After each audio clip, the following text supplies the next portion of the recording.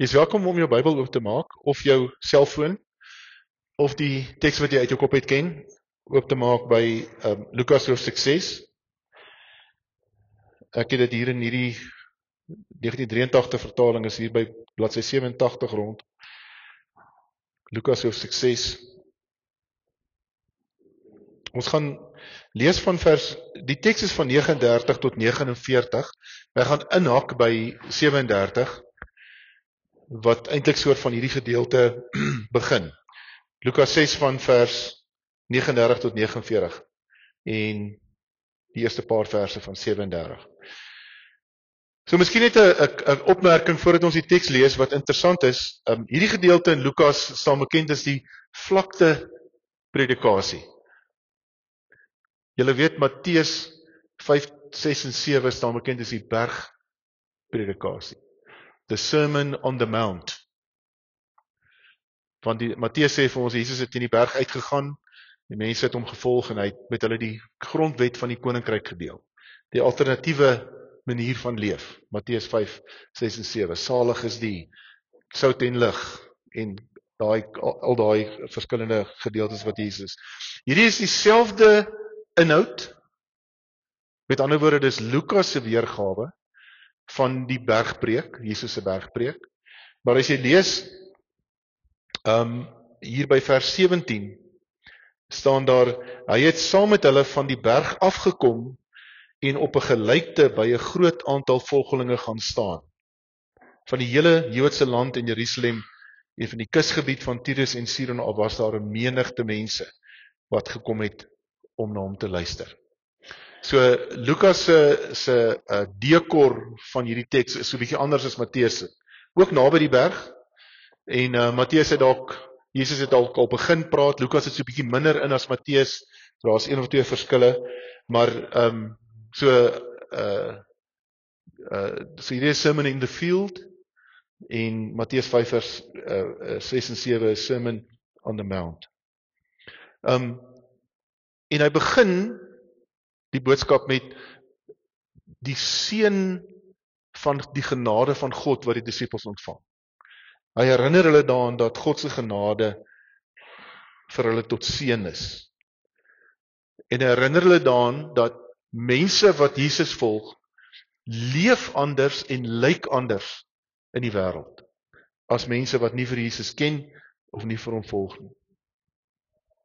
En dan in vers 39 het hy so 'n bietjie van 'n wending. As jy kyk na vers 39 staan daar, hy het ook met beeldspraak vir hulle gesê. So 'n bietjie van 'n wending in die teks. En dit verwys na die eerste paar verse. So kom ek vat gou vers 37 waar hy sê, moenie oordeel nie en oor julle sal nie geoordeel word nie. Moenie veroordeel nie en julle sal nie veroordeel word nie. Spreek vry en julle sal vrygespreek word. Gee en vir julle sal gegee word, 'n goeie maat ingestamp, geskit en propvol sal in julle hand gegee word. Met die maat waarmee julle meet, sal ook vir julle gemeet word. Nou, dis die inleidende teks op die 4 beelde wat ons gaan lees vanoggend. Waaroor gaan dit? Dit gaan oor ons geneigtheid om af te kyk na ander mense. Snaaks is dit al in hierdie tyd ook belangrik was, dat mense presies dieselfde was, as wat ons vandag is. Dit laat my dink dat dit op 'n manier iets is wat eie is aan ons sondige menswees, om eerder na ander af te kyk, na ander af te praat, ander in die stilligheid te veroordeel, om onsself te regverdig. Die sielkundiges praat van the in-group and the out-group. Die wat aan my groep behoort, is beter as die wat aan daardie groep behoort of aan daardie groep behoort. Natuurlike menslike verskynsel waarteen Jesus homself uitspreek. Jesus sê, dit is hoe mense is. As julle my volg, moenie so wees nie. Nee? En selfs tussen kerke is dit so, nee? Julle weet waar daai liedjie vandaan kom wat klop paviljoene skree? Kom van kerke af. Ons het die Gees, ja man, ja. Ons het die Gees, hoe lyk dit daar? Dan skree die ander, ons het die Gees, ja man, ja. Dis alles deel van hierdie verskynsel. dat dit laat ons goed voel, om te sê, ons is sis en so en sis en so. Baie eenvoudige manier, as jou rugbyspan wen, praat jy baie oor hulle. As hulle nie wen nie, praat ander mense baie oor hulle. En as jy aankom by die braai, sê hulle, ja, hier kom die blou bil, hy het seker niks om te sê vandag, of watter span jy ook al daar wil invoeg. Dis 'n natuurlike geneigtheid wat ons het, om onsself op te stoot, en ander af te druk. Dis hoekom ons tema vandag is, wat weeg jou woorde? En die prentjie wat ek gekies het, is 'n ou wat sy hand op die skaal het. Ons het 'n slagter gehad in Kroonstad in Suidrand, lank terug, wat sy die heerlikste rooi worsies gemaak het. Sulke lang, vet, rooi worsies. En as jy daar kom staan het by die oom en vir hom gekyk het hy baie keer vir jou 'n halwe stuk afgebreek en vir jou gegee. Maar my maale het gesê, ons koop nie maklik by hom vleis nie, want hy sy hand op die skaal. Hy sal jou vleis weeg en dan sal sy, mevrou, môre, hoe gaan dit? Nee, dit gaan lekker, want hy daai duim van hom wat hy so 'n bietjie hierso onder by die skaal, net vir so 'n halwe kilogrampie ekstra. Dis hoe ons nogal ander mense opweeg. Ons sit die duim so 'n bietjie by ons. En die teks beweeg so 'n bietjie in daai algemene verskynsel. En dit is so lekker vanoggend om te weet dat die teks met ons almal praat. Nie net met sommige van ons wat meer sondig is as ander. Jy weet soos die dominee en ander mense. Teks praat met ons almal, omdat dit deel is van ons menswees. Hy het met beeldspraak vir hulle gesê, kan 'n blinde, so daar so is die eerste beeld, geef maar daai prentjie Tinus, dis die eerste beeld wat hy gebruik. Hy gaan nou hierdie gedagte van oordeel pak hy uit in 4 prentjies. Dis nie regtig in die oorspronklike taal sê dit gelykenis, maar dis nie regtig 'n gelykenis nie, is meer prentjies wat hy uitpak. En die eerste prentjie wat hy uitpak is, kan 'n blinde miskien 'n ander blinde lei? Sal hulle nie albei in 'n sloot val nie? En 'n leerling is nie hoër as sy leermeester, maar iemand wat volleerd is, sal aan sy leermeester gelyk wees. Jesus vra, wie volg julle? En as julle my volg, dan moet julle verwag dat ek julle oë gaan oopmaak. Ek is nie die blinde wat die blinde lei nie. En as julle my volg, moet julle versigtig wees wie anders julle volg, of heeltyd bewus wees daarvan dat die persoon wat julle volg is iemand wat my volg. Dis hoekom dit so belangrik is in 'n geloofsfamilie en in die gemeenskap, dat as jy sê dat jy Jesus ken, en as jy dit waag om in 'n gemeente jou hand op te steek en te sê, ek sal leiding neem hier. Want dis wat ek doen. Dis wat mense in ons kerkraad doen. Dis wat mense in ons bedieningsleierspanne doen, ons sangleiers. Sê ek neem leiding hier. Moet jy weet dat jou oë op Jesus gerig moet wees. Dat die leerder minder gekwalifiseerd is as die leermeester. En dat ek Jesus moet volg, en dit gaan oor nederigheid. Die nodigheid om nederig Jesus te volg. En dit wat Jesus vir my leer, myself daaraan ondergeskik te stel. En te sê, maar wag, hierdie is my idee, dit is hoe ek dit sien, maar wat sê Jesus daarvan? Wat sê Jesus in sy woord daarvan? En ons raak nogal heel opgesweep met leiers en mense en bewegings en allerlei goed in hierdie tyd. Ek was gistermiddag by die klap rugby wedstryd tussen Frankfurt en oud skoliere. En kyk, die manne raak warm, nie? Die een ou sê na die tyd, ek het nog nooit so pateet gesien nie. Skeieregter. Dis een van die slotte, kyk ek hom so te sê, maar ek sê maar niks nie, want ek kan nou nie hier nou in 'n vuisgeveg betrol. Die manne is warm. En op die veld is die manne warm, en hulle stry in die afrigters hart op die veld en sê, maar my maat, daai is 'n aanslaan. Dat die skeieregter nader moet sê, meneer, julle is 5 meter weg, julle is 5 meter weg. En nog eens ruk later moet sê, meneer, julle is op die paviljoen. Dis klaar met julle is op die paviljoen. Skeieregter het 'n tawwe tyd gehad. Soveel so dat die manne om na die tyd geroep het toe hy wil afstap, toe sê die kaptein van skoliere, nee, kom, jy moet saam met ons in die kring staan. Ons moet bieg. Ons moet saam bid. Ons het vir jou nou pak gegee. Want almal weet. Ons almal weet. Almal weet die beste. En ek oordeel met my blindheid. En ek nooi mense om my te volg, by my aan te sluit en my opinie te deel met my blindheid, wat nie ondergeskik is aan Jesus nie, wat nie erken dat daar 'n leermeester is wat God vir my gegee het, wat vir my leer hoe ek lewe. Dis Lukas 6, Matteus 5 tot 7. Hoe lyk 'n lewe wat Jesus volg? Ek raak opgetrek, veral op 'n WhatsApp groep, of op die Facebook, of op die Instagram, raak ek opgetrek en ek neem deel en ek sê goed, maar daai is mos aan die ander kant van die wêreld. Nee, jy's besig om jou getuienis swart te smeer, omdat jy met blindheid lei en mense nooi om jou te volg, om met blindheid te lei. Sê Jesus, maak seker dat jy al hoe beter sien in die lewe. Maak seker dat jy al hoe beter sien. Ek wil hê jy moet al hoe beter sien.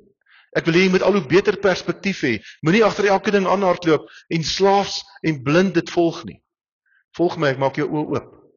Mense sê, ja, julle Christene, julle kan nie die lewe hanteer nie. Dis hoekom julle wegkruip in godsdienst en julle gaan sit in die kerk en julle sing liedjies en julle is net 'n verdowingsmiddel. Nee, Jesus maak jou oë oop.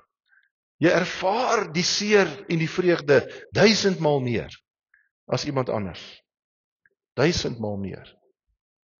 Die eerste prentjie. Tweede prentjie wat hy het. Waarom sien jy die splinter raak in die oog van jou broer, maar die balk in jou eie oog merk jy nie op nie? Jy wat die balk in jou eie oog nie raak sien nie, hoe kan jy vir jou broer sê, broer, laat my toe om die splinter in jou oog uit te haal? Hygelaar, haal eers die balk uit jou eie oog uit, dan sal jy goed kan sien om die splinter in jou broer se oog uit te haal. Ondersteun dieselfde gedagte. Moenie oordeel nie. Moenie blindelings mense lei nie. Laat Jesus jou oë oopmaak.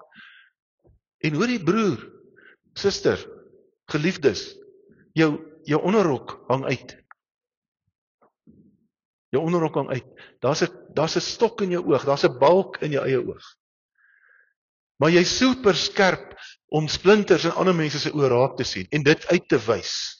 En in 'n restaurant te sê en te sit en sê, kyk, daai vrou, ek wonder, ek weet nie hoekom sy moet byt eet nie, sy kan vir 6 weke nie ontbyt eet nie en sy sal niks oorkom nie met die ekstra gewig wat sy dra. Dis hoe ons praat agter mense se rug. Dis hoe ons mense takseer en mense veroordeel. Selfe punt. Wees bewus van my eie onvermoë, wees bewus van my eie blindheid. 'n Balk in die oog beteken dat ek nie kan sien. Dit versper my uitsig. Julle wat nie kan sien nie, wys goed uit in ander mense. Wys sonde uit in ander mense. My sonde is daarom nie so erg soos hulle sonde nie. Ek dank die Here daarvoor. Maar wanneer ons genooi word om Jesus te volg, volg ons hom almal met die gesindheid van die tollenaar.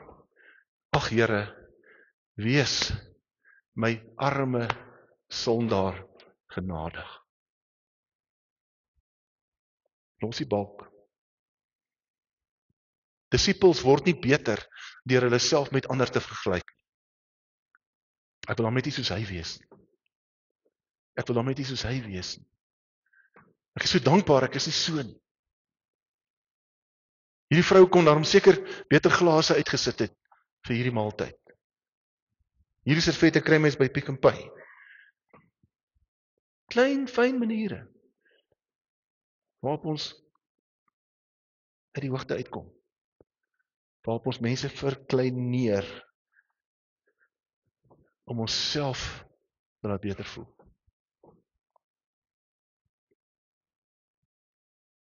Die balk. Dan praat hy oor 'n boom, oor vrugte. Hy sê dit is nie die goeie boom wat slegte vrugte dra nie, en ook nie die slegte boom wat goeie vrugte dra nie.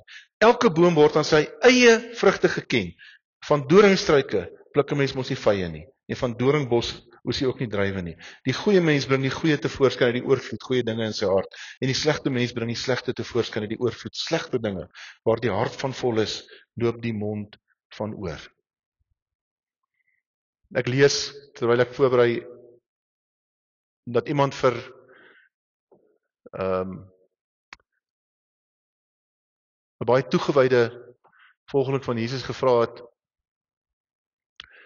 sou jy sê dat jy 'n goeie volgeling van Christus is?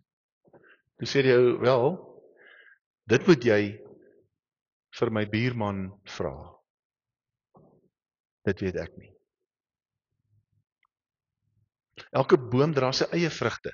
Jy hoef nie 'n ander ou se vrugte te dra nie. Moenie na iemand anders se vrugte kyk en sê, wel, hulle het span spekke, ek het nou net druiwe. Daai mense dra groot vrugte, ek het nou maar net perskes, so 'n bietjie groen is. Elke boom dra sy eie vrugte. Moenie vergelyk nie, selfe tema. Moenie oordeel nie. Maar vra die vraag, dra ek vrugte? Is dit wat ek agterlaat in 'n gesprek? Is dit tot seën vir mense? Is my lewe tot seën vir mense? Is die verhoudings waarin ek is, maak dit die mense beter? Hierdie verhoudings. Maak dit beter, maak dit hulle beter omdat ek daar was? Maak dit geen verskil nie. My binnewêreld en my buitewêreld moet met mekaar praat. Integriteit beteken dit wat ek is wanneer ek alleen is en dit wat ek is wanneer ek by mense is dieselfde. Dit maak my 'n welkome gas in mense se lewens. Dit maak dat mense my vertrou en dat hulle daarom wanneer Jesus na hulle toe kom en sê, ek is so en so se Here, ek wil jou nooi om my te volg, dan sê mense, ek sien hoe doen hy of sy dit, daarom sal ek dit doen. Dis die posisie waarin God ons geplaas het. God daag nie by jou huis op huisbesoek nie, die arme dominee daag daarop. Dis ons rol in mekaar se lewe. En dan die vierde prentjie wat hy gebruik is nou die een van die fondament. Nou interessant weer, Lukas, Matteus, het dieselfde teks in, hulle verskil so 'n bietjie van mekaar in hulle perspektief. Lukas sê nie daar's 'n wyse en 'n dwaase bouer nie. Hy kontrasteer nie tussen twee nie. In Lukas is die goeie bouer, bou hy op 'n fondament, nie op 'n rots nie. In Matteus bou hy op 'n rots.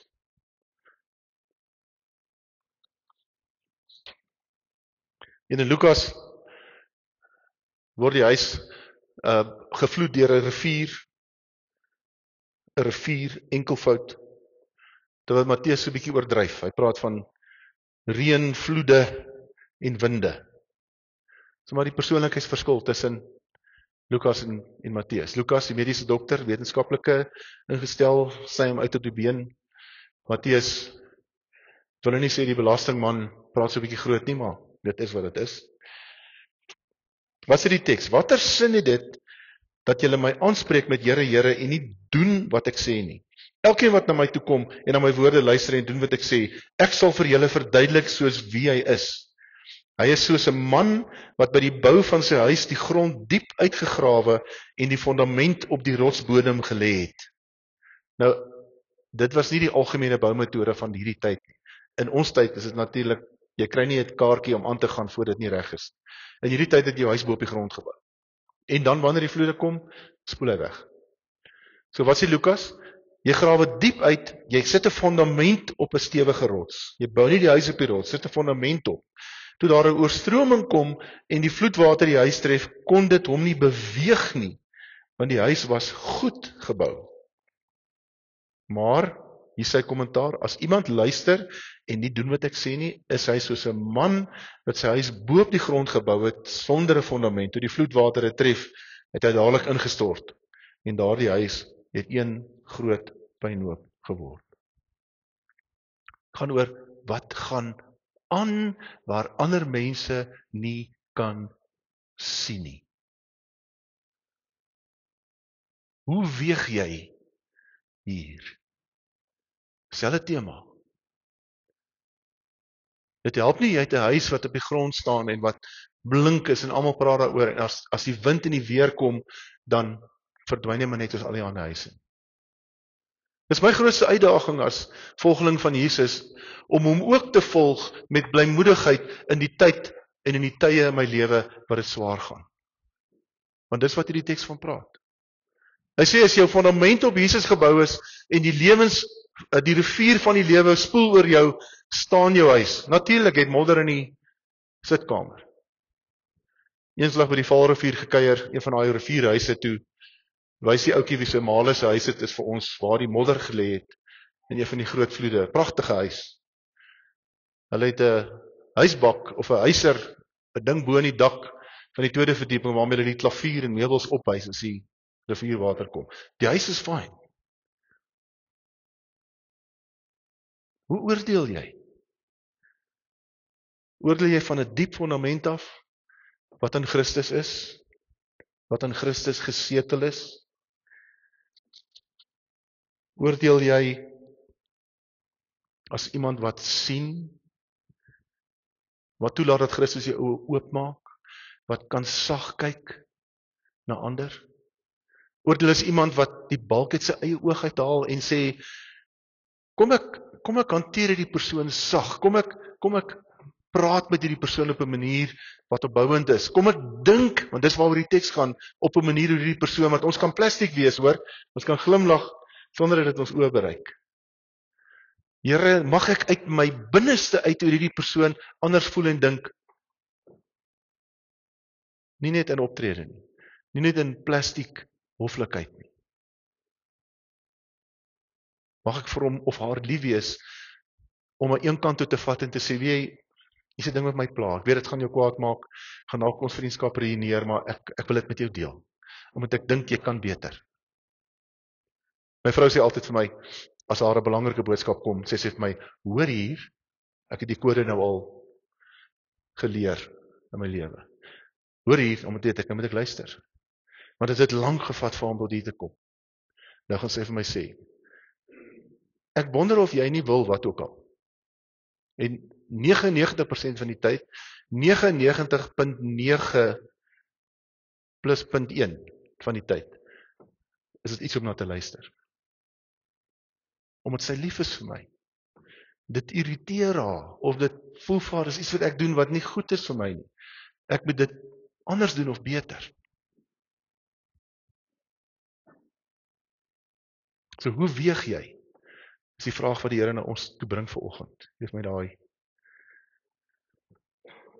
Ek gedink om dit so 'n bietjie prakties te maak vir ons. Op 'n manier wat jy kan huis toe vat en oor kan dink. Hierdie is die 'n instrument wat hulle noem die Johari venster. Van julle het al daarmee te doen gehad. Die Johari venster sê mense binneste bestaan uit 4 kompartemente, ten minste, is baie vereenvoudig, maar dit bestaan uit 4 kompartemente, jou binnemens. Dit bestaan uit jou oop self. Dis die persoon wat dinge wat ek van myself weet en wat ander van my weet. Dis die oop self. Mense weet dit van my, ek weet dit van myself. Dan het jy die verborge self. Ons almal het 'n verborge self, dit is belangrik om 'n verborge self te hê. Jy kan nie altyd alles wat in jou hart aangaan vir almal vertel. So dis iets wat ek weet, maar ander nie weet nie. Dis persoonlik. Dis iets wat my storie is. Dan het jy die blinde self. Klink bekend? Dis goed wat ander weet, wat ek nie weet nie. Dis in my vrou se hoor hier gesprekke. Ek het nie besef dis 'n probleem nie. Sy het dit gesien. Dis goed wat ander van jou weet, wat jy nie weet nie. Is angswekkend om te dink vanoggend dat daar mense is, baie mense is, wat goed van jou weet, wat jy nie weet nie, nê? Dink so 'n oomblik daaroor. En dan die 4de een is die onbekende self. Dis die goed wat ek en ander nie weet nie. Dis op 'n manier 'n donker deel van my onderbewuste, waaruit ek beïnvloed word, maar ek besef dit nie, dit is dit nie, en ander weet dit ook nie. So iemand wat in sy lewe aan baie trauma blootgestel is en nog nooit daarmee gedeel het nie, sal dalk baie ongeskik wees, of baie kort af, of baie onemosioneel, en mense gaan die persoon se optrede kyk en sê, ek wil niks met daai persoon te doen nie, hy of sy is regtig onbeskof. Maar die persoon besef dit nie.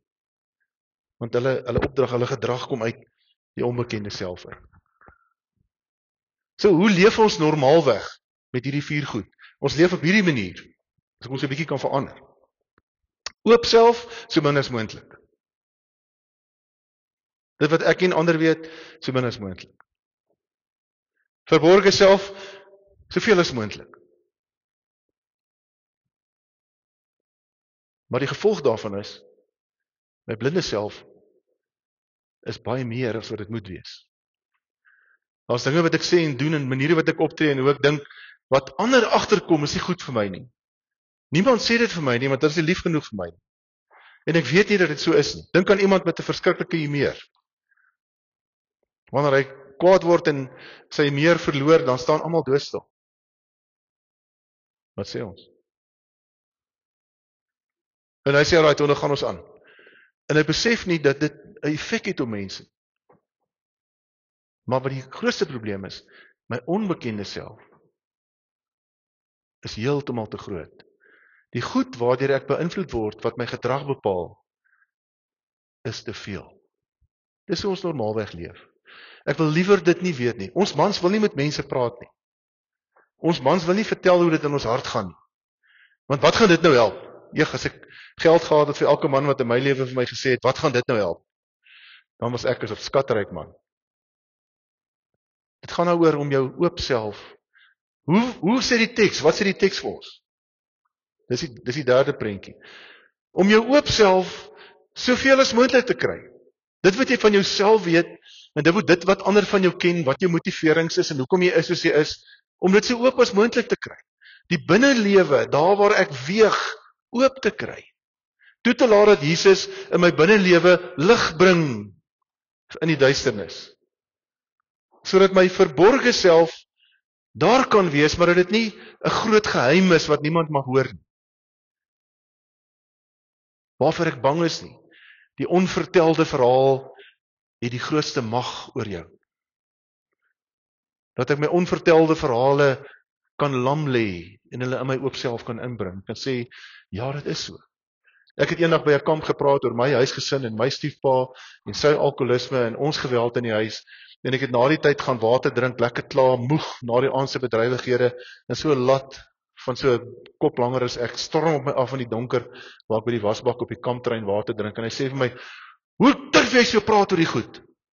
Ek sê vir hom, "Wat bedoel jy?" Dus ek agter die wasbak want ek sien die man is soos daai rugby manne van gister, hulle is warm. Ek sê, "Hoe bedoel jy?"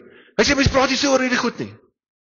Mens praat nie so nie, want ek het dit vertel as 'n storie wat gesond is en wat heel is en wat ek kan deel."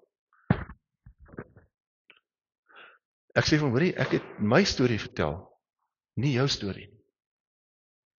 "Ja, wat bedoel ek daarmee?" Jou storie lê in die onbekende self. Hy lê in die verborgde self. Hy gryp jou en hy skud jou soos 'n hond, 'n hasie skud wat hy gevang het in die veld.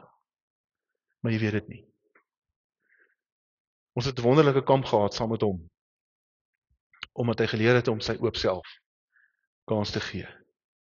Dat die Here vir hom kan genees en skoonmaak. Wat sê die teks?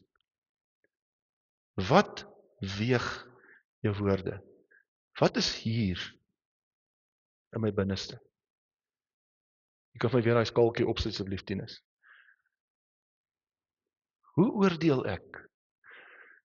Want die maat waarmee ek geoordeel kan word, terug by die begin, waarmee ek oordeel, is hoe ek geoordeel gaan word. Die maat wat ek ander mee meet, is ook hoe ek myself meet. Iemand wat min genade het vir ander, het nog minder genade vir hom of haarself. Hy verstaan nie God se genade nie. Hy ontvang dit nie. Iemand wat hard en koud en ongenaakbaar is, dink God is hard en koud en ongenaakbaar. Hoe weeg jy hier binne? Gee vir Christus kans om jou oë oop te maak.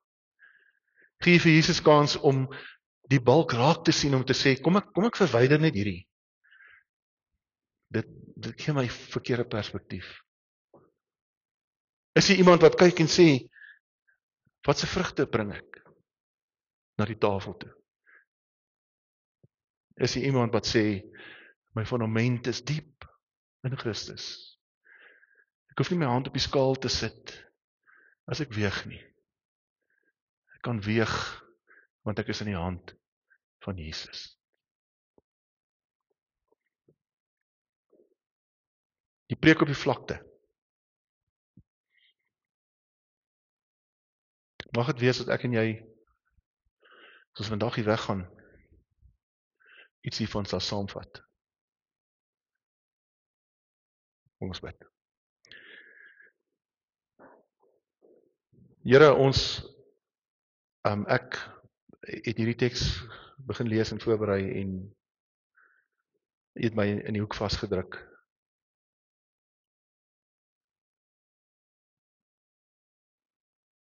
Jy het helder ligte op my laat skyn.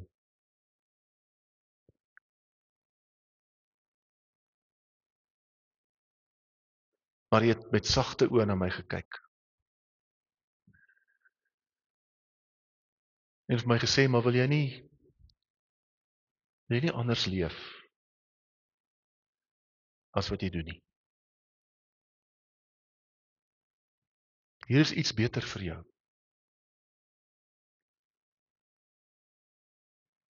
En ek bid dat jy vir ons vanoggend doodgewoon met hierdie uitnodiging hier sal wegstuur. Dat ons die liefde wat in u oë is, die sagte oë, dat ons dit eerste sal ontvang vir onsself. En op te hou om ander af te trap, om self geliefd te voel. Maar Here, dan toelaat dat hy ons aan die binneste nuut maak, sodat ons ander kan met liefde, met genade, met sagte oë kan hanteer. En dankie dat dit vir ons lewensvreugde bring, nie noodwendig vir ander nie. Ons bid dit in Jesus se naam vanoggend. Amen.